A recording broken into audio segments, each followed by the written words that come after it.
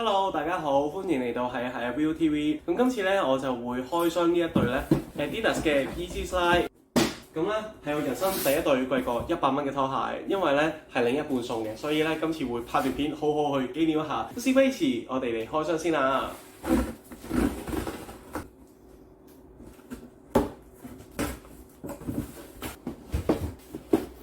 咁我問翻個價錢咧，係賣咗659蚊啦。咁另外喺7月23號咧，朝早10點喺 Adidas 官網嗰度去 bid， 即係去搶啦。搶完之後咧，買咗落 order 之後咧，第二日就好快送到上嚟，物流係非常之快嘅。咁我哋買咗係 US9 呢個 size 啦。咁喺 Store X 個價錢咧就喺呢度啦。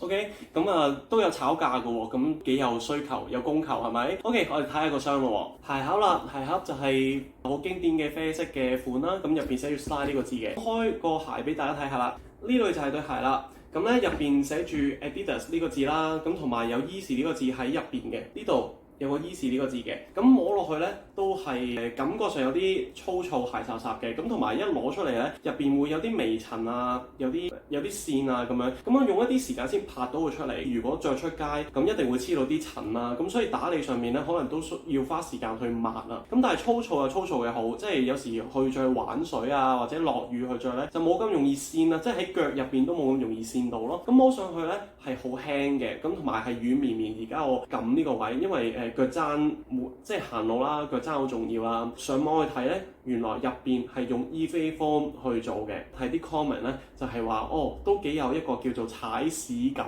嘅喎。咁我一陣會再出街俾大家睇啦。咁我呢一對鞋咧就會有唔同嘅顏色，唔同嘅顏色就喺呢度啦。咁同埋呢一對鞋係第一次 restore 嘅。如果資料唔啱咧，咁麻煩大家去修正翻我啊。其實喺街嗰度咧，我見最多人係着 Pure呢一隻嘅，咁同埋同一日7月23號咧，亦都 restore 咗 Onyx 嘅，咁不過咧就太快俾人去搶晒啦，超好賣，無敵好賣，好快賣晒。OK， 咁同埋咧留意翻喎，咁呢一對鞋咧就係 US 等於 UK 嘅 size。我平時係着 US 9個半，呢個因為另一半買啦，咁佢唔知道個 size 咧，其實會建議大家咧係買大半碼或者買大1碼咁樣嘅，因為咧佢係冇半碼，全部都係全碼噶嘛。我係着 US 9個半嘅，咁所以都會買翻大嘅，買 US 10會比較好啲。着上去咧一陣你會睇到片噶啦，會見到真係啱啱好或者係細咗少少，咁所以建議大家一定要買大半碼或者全碼啦，呢個係非常之重要嘅。A few moments later